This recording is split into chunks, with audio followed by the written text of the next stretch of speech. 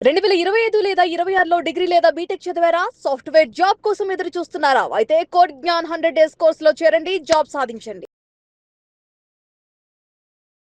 Python developers ఎవరైతే ఉంటారో వాళ్ళందరూ ఏఐ ఫీల్డ్‌లో ఫిట్ అవుతారా? అసలు సెటిల్ అవ్వగలరు అని అనుకోవచ్చు అంటారా సార్? అంటే ఏఐకి పైథాన్ అన్నది బేస్ అండి. అట్లా అని చెప్పి పైథాన్ నేర్చుకున్న ప్రతి ఒక్కళ్ళు ఏఐ దాంట్లో ఫిట్ అవుతారా అంటే no. Direct answer is no. Okay. ఎందుకో చెప్తాను. సో పైథాన్ అన్నది ఒక స్క్రిప్టింగ్ లాంగ్వేజ్. హ్మ్. సో మనం లాజిక్స్ బిల్డ్ చేయడానికి బ్యాక్ అండ్ డేటాబేస్లో కోడ్స్ రాయటానికి అది బాగా యూజ్ అవుతుంది. హ్మ్. దాన్ని బేస్ చేసుకొని ఓకే ఏఐకి పైథాన్ అన్నది ఫౌండేషన్ కదా, సో ఏఐ కూడా చేసేయచ్చు అంటే అవ్వదు. ఎందుకు ఓకే. అంటే ఏఐ చేయాలి అంటే ఆర్టిఫిషియల్ ఇంటెలిజెన్స్ రిలేటెడ్ ఏది చేయాలి అన్న first of all mathematics related things స్ట్రాంగ్గా ఉండాలి. ఓకే. ప్రాబబిలిటీ హ్మ్. స్టాటిస్టిక్స్, లీనియర్ ఆల్జిబ్రా, డిఫరెన్షియేషన్ ఇట్లాంటివన్నీ కూడా క్యాలిక్యులస్ హ్మ్. ఈ టాపిక్స్ స్ట్రాంగ్గా ఉండి ఆ, ఇచ్చిన ప్రాబ్లం స్టేట్మెంట్ని ఒక ఏఐ మోడల్ అప్లై చేసేటప్పుడు ఈ ఈ ఏదైతే మ్యాథ్స్ హ్మ్. టాపిక్స్ చెప్పానో వాటిని ఇంప్లిమెంట్ చేస్తూ ఎలా చేంజెస్ చేయగలి అన్న ఐడియా ఉంటే గనక అప్పుడు యూజ్ అవుతాయి. ఓకే. నేను ఎప్పుడైతే కంపెనీస్తో మాట్లాడినప్పుడు హ్మ్. సిఇఓస్ కానీ లేకపోతే డేటా సైంటిస్ట్స్ కానీ లేకపోతే టీమ్ హెడ్స్ కానీ వీళ్ళతో ఇంటరాక్ట్ అయినప్పుడు ఏఐ రిలేటెడ్ ఎలా హైర్ చేస్తారు అని హ్మ్. అడిగినప్పుడు ఎక్కువ మంది చెప్పిన ఆన్సర్ ఏంటి అంటే ప్రోగ్రామింగ్ వచ్చిన వాళ్ళకి మ్యాథ్స్, స్టాటిస్టిక్స్ ఇవి రావటం కష్టం. హ్మ్. సో అట్లాంటి వాళ్ళని ఓన్లీ డెవలపర్ పొజిషన్స్కి తీసుకుంటాము. ఓకే. మ్యాథ్స్, స్టాటిస్టిక్స్ వచ్చిన వాళ్ళకి హ్మ్. ప్రోగ్రామింగ్ నేర్పించడం ఈజీ.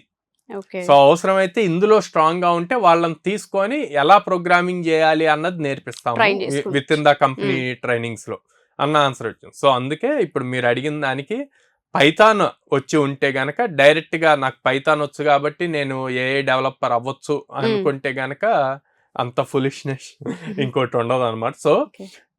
వీళ్ళు ఏం చేయాలి, ప్రాపర్గా వాటి లైబ్రరీస్, ప్యాకేజెస్ ఎలా యూజ్ చేయాలో తెలియాలి. అవి యూజ్ చేసేటప్పుడు ఈ కాన్సెప్ట్స్ నేను హ్మ్. ఇందాక హ్మ్. చెప్పినట్టు మళ్ళీ చెప్తున్నాను. Probability statistics, calculus, differentiation, linear algebra ఈ టాపిక్స్ గనక ప్రాపర్గా ఎలాంటి ఫార్ములాస్ నేర్చుకోగలిగితే. ఎక్కడ అప్లై చేయొచ్చు అన్నది గనక ఒక ఐడియా ఉంటే ఈజీగా మీరు అన్నట్టు పైథాన్తో ఏఐకి బిల్డ్ అవ్వచ్చు. ఇవి ఓకే. రాకుండా ఓన్లీ పైథాన్తో ఏఐ సైడ్ షిఫ్ట్ అవ్వడం కష్టం అనమాట. ఓకే. సో, ఈ ప్రాసెస్‌లో చాలామంది అడిగేదేంటంటే, మేము పైథాన్ మీద ఒక 4 మంత్స్ కోర్స్ చేస్తున్నాము. కొంత గ్రిప్ ఉంది. సో, నెక్స్ట్ ఏఐ ఫీల్డ్‌లోకి వెళ్ళే ప్రాసెస్‌లో అంటే, ఆ టైంని ఎలా ఇన్వెస్ట్ చేయాలి? ఎక్కడ నేర్చుకోవాలి కోర్సెస్? ఎగ్జాక్ట్‌గా ఏం నేర్చుకుంటే మాకు బెనిఫిట్ ఉండే అవకాశం ఉంటుంది? మార్కెట్‌లో ఎంతవరకు డిమాండ్ ఉంది దీనికి అని అడుగుతూ ఉంటారు. ఎగ్జాక్ట్‌గా మనం ఏం చెప్పొచ్చు సార్ వీళ్ళకి? ఏఐ యూజ్ చేసేవాళ్ళు హ్మ్. 100% ఉంటే హ్మ్. అందులో దాన్ని ప్రాపర్గా యూజ్ చేయటం వచ్చిన వాళ్ళు 1%ఏ ఉన్నారండి. ట్రూ. ఓకే. యెస్. అందరూ చాట్ జీపీటీలో ప్రాంప్ట్ హ్మ్. ఇవ్వటము, క్లాడ్లో ప్రాంప్ట్ ఇస్తే అయిపోయింది అనుకుంటున్నారు. అట్లా కాదు. ఓకే అందరూ అది ఇస్తారు. అది హ్మ్. అంటే అది యూజర్స్. మనం డెవలపర్స్ అవ్వాలి అనుకుంటున్నాం. హ్మ్. డెవలపర్స్ అవ్వాలి అనుకున్నప్పుడు వాటిని ఎలా బిల్డ్ చేయాలి అన్నది తెలియాలి. అవును. సో ఎగ్జాక్ట్గా ఏం చేయాలి అంటే గనక పైథాన్ 4 మంత్స్ కోర్స్ కంప్లీట్ చేశారు.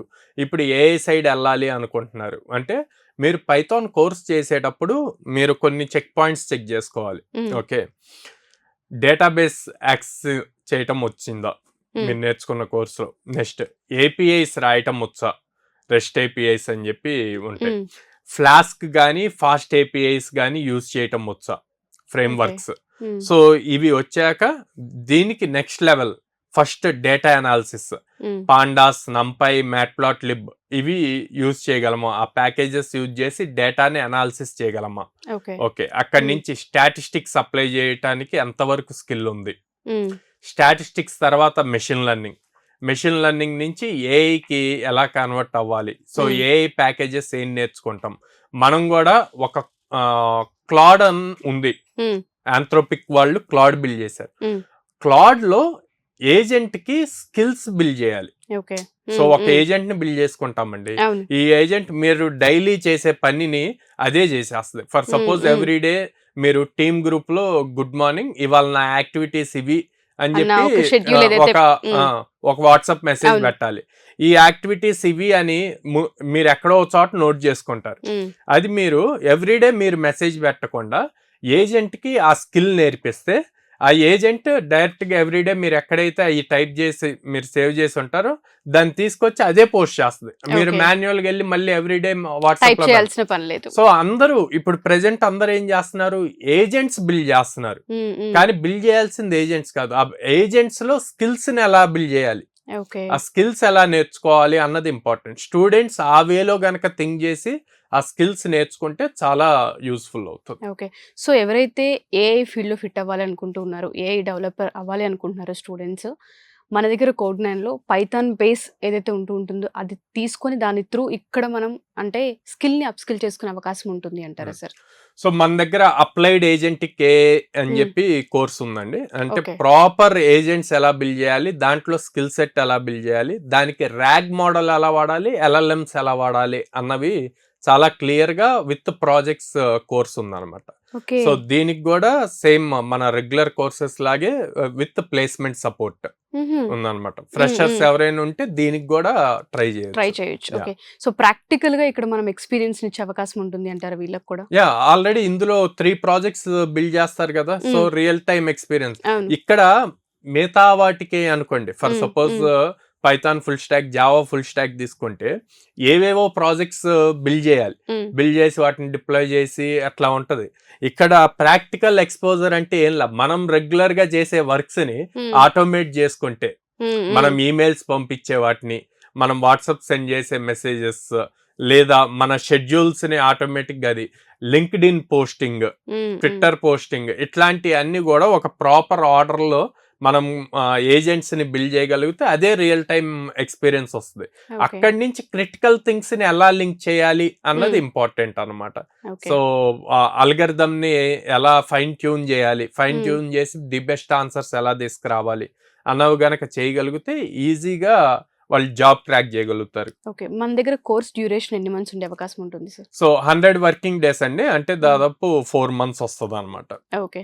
సో ఏ విధంగా అప్రోచ్ అవ్వాలి అంటారు అసలు స్టూడెంట్స్ ఇక్కడ అప్రోచ్ అయ్యే ముందు? స్క్రీన్ మీద కనిపిస్తున్న నెంబర్స్ కి కాల్ చేయొచ్చు అండి, డైరెక్ట్ గా మా బ్రాంచెస్ కి విజిట్ చేయొచ్చు.